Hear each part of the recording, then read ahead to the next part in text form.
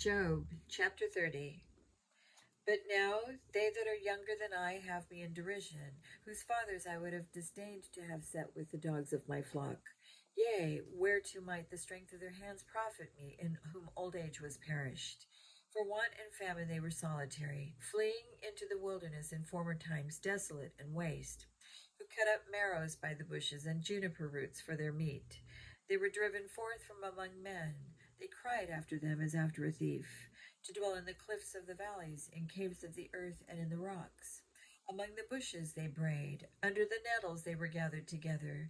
They were children of fools, yea, children of base men. They were viler than the earth. And now am I their song, yea, I am their byword. They abhor me, they flee far from me, and spare not to spit in my face. Because he hath loosed my cord and afflicted me. They have also let loose the bridle before me. Upon my right hand rise the youth, and push away my feet, and they raise up against me the ways of their destruction. They mar my path, they set forward my calamity, they have no helper. They came upon me as a wide breaking in of waters. In the desolation they rolled themselves upon me. Terrors are turned upon me. They pursue my soul as the wind, and my welfare passeth away as a cloud. And now my soul is poured out upon me. The days of affliction have taken hold upon me. My bones are pierced in me in the night season, and my sinews take no rest. By the great force of my disease is my garment changed. It bindeth me about as the collar of my coat. He hath cast me into the mire, and I am become like dust and ashes. I cry unto thee, and thou dost not hear me. I stand up, and thou regardest me not. Thou art become cruel to me. With thy strong hand thou opposest thyself against me. Thou liftest me up to the wind. Thou causest me to ride upon it, and dissolvest my substance. For I know that thou wilt bring me to death, and to the house appointed for all living. Howbeit he will not stretch out his hand to the grave, though they cry in his destruction. Did not I weep for him that was in trouble? Was not my soul grieved for the poor? When I looked for good, then evil came unto me, and when I waited for light, there came darkness. My bowels boiled and rested not. The days of affliction prevented me. I went mourning without the sun. I stood up and I cried in the congregation. I am a brother to dragons and a companion to owls. My skin is black upon me, and my bones are burned with heat. My harp also is turned to mourning, and my organ into the voice of them that weep. Chapter 31. I made a covenant with mine eyes. Why then should I think upon a maid? For what portion of God is there from above, and what inheritance of the Almighty from on high? Is not destruction to the wicked, and a strange punishment to the workers of iniquity? Doth not he see my ways, and count all my steps? If I have walked with vanity, or if my foot hath hasted to deceit, let me be weighed in an even balance, that God may know mine integrity. If my step hath turned out of the way, and mine heart walked after mine eyes, and if any blot hath cleaved to mine hands, then let me sow, and let another eat. Yea, let my offspring be rooted out. If mine heart have been deceived by a woman, or if I have laid wait at my neighbor's door, then let my wife grind unto another, and let others bow down upon her. For this is an heinous crime, yea, it is an iniquity to be punished by the judges. For it is a fire that consumeth to destruction, and would root out all mine increase. If I did despise the cause of my manservant, or of my maidservant, when they contended with me, what then shall I do when God riseth up, and when he visiteth, what shall I answer him? Did not he that made me in the womb make him? And did not one fashion us in the womb?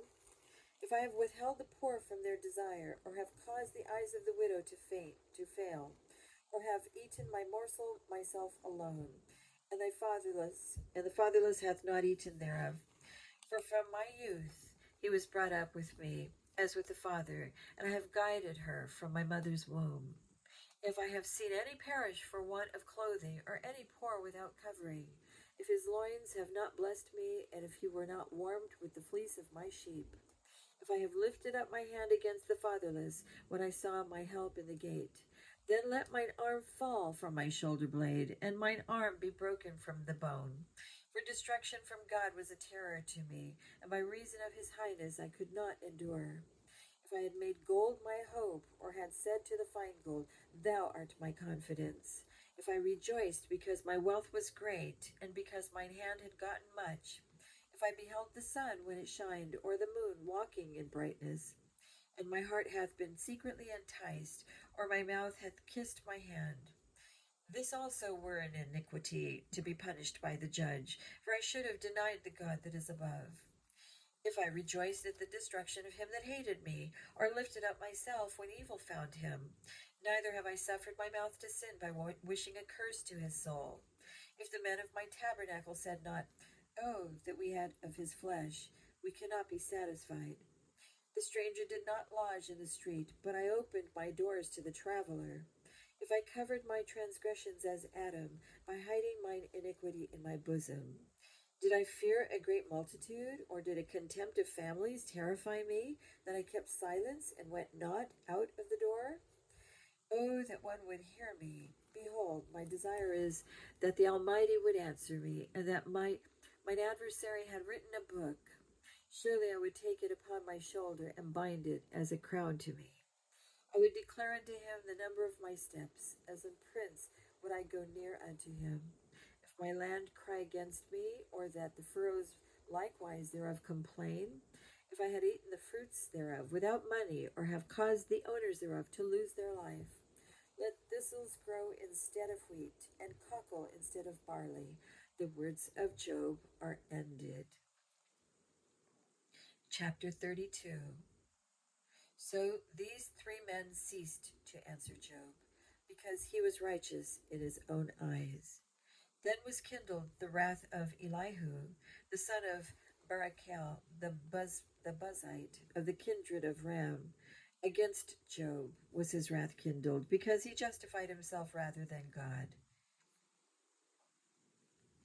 Also against his three friends was his wrath kindled, because they had found no answer, and yet had condemned Job.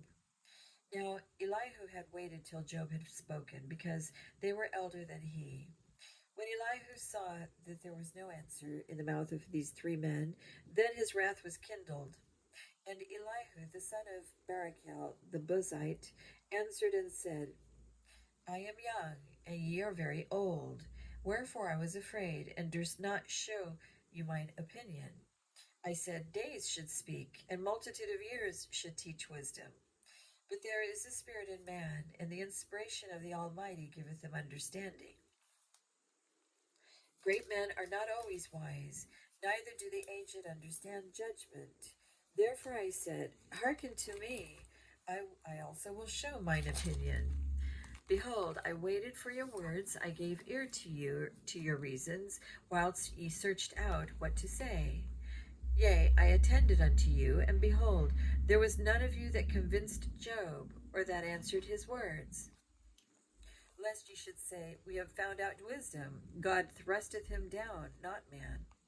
Now, he hath not directed his words against me, neither will I answer him with your speeches.